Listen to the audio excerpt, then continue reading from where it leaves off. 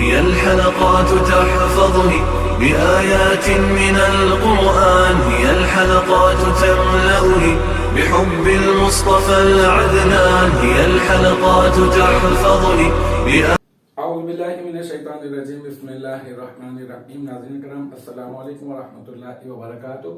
انشاءاللہ تبارک و تعالی آج ہم لوگ پڑھیں گے النحو الکبیر کا سبق نمبر 14، اس میں غیر متمکن کی اقسام۔ اس سلسلے میں اب تک جو ہے وہ ہم لوگ تقریباً 18 ویڈیو جو ہے وہ بنا چکے ہیں، اور آج جو ہے وہ ہماری جو ہے وہ 19ویں جو ہے وہ ویڈیو ہے۔ اور اس سے پہلے والی جو کلاس تھی اس میں ہم لوگوں نے بات شروع کی تھی اسماء اشارات کے متعلق۔ اب کیا کریں گے ہم لوگ اسماء اشارات سے متعلق اور مشارون الیہ سے متعلق جو ضروری باتیں ہیں انشاءاللہ تعالی ہم لوگ اس کا آغاز کر رہے ہیں، جو آپ سمجھیں گے تو بہت زیادہ انشاءاللہ تعالی آپ کے کام آئیں گی۔ تو آج کی کلاس میں ہم لوگ اس میں اشارہ اور مشارون الیہ سے متعلق سب سے پہلی اور ضروری بات کو ہم سمجھیں گے۔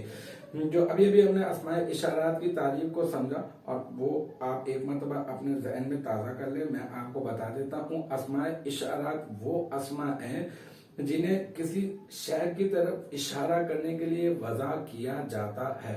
مثال کے طور پر میں نے آپ کو بتایا تھا ھذا کتاب، تو یہ جو ھذا ہے یہ ھذا اس میں اشارہ ہے، اور یہ جو کتاب ہے اس کی طرف اشارہ کیا جا رہا ہے۔ یہ کیا ہے؟ بالکل اسی طرح سے آپ ایک اور مثال لے لیں، ھذا قلم، ٹھیک ہے۔ اب یہ جو ھذا ہے یہ اس میں اشارہ ہے، اور قلم وہ چیز ہے جس کی طرف اشارہ کیا جا رہا ہے۔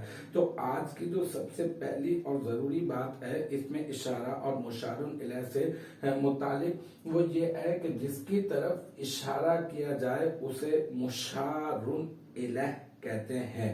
یعنی دیکھیں ھذا یہ تو اس میں اشارہ ہے، اب آپ کس کی طرف اشارہ کریں؟ کتاب کی طرف، تو کتاب کیا ہو گیا؟ مشارون الیہ۔ اسی طرح سے میں کہوں ھذا جدار، جدار یہ دیوار ہے، تو یہ ھذا اس میں اشارہ، اور جس کی طرف اشارہ کیا جائے گا وہ ہے مشارون الیہ۔ مشارون الیہ کا مطلب بھی یہی ہوتا ہے وہ چیز جس کی طرف اشارہ کیا جائے۔ تو سب سے پہلی اور ضروری بات جو ہے وہ اس میں اشارہ اور مشارون الیہ سے متعلق یہی تھی کہ مشارون الیہ کس کو کہتے ہیں۔ تو امید ہے کہ یہاں تک کی بات آپ کی سمجھ میں آ گئی ہوگی۔ انشاءاللہ تبارک و تعالی نیکسٹ ٹائم اگلی ویڈیو اگلی کلاس کے ساتھ ملاقات ہوگی۔ جب تک آپ اپنا بہت خیال رکھیے گا۔ وآخر دعوانا ان الحمدللہ رب العالمین۔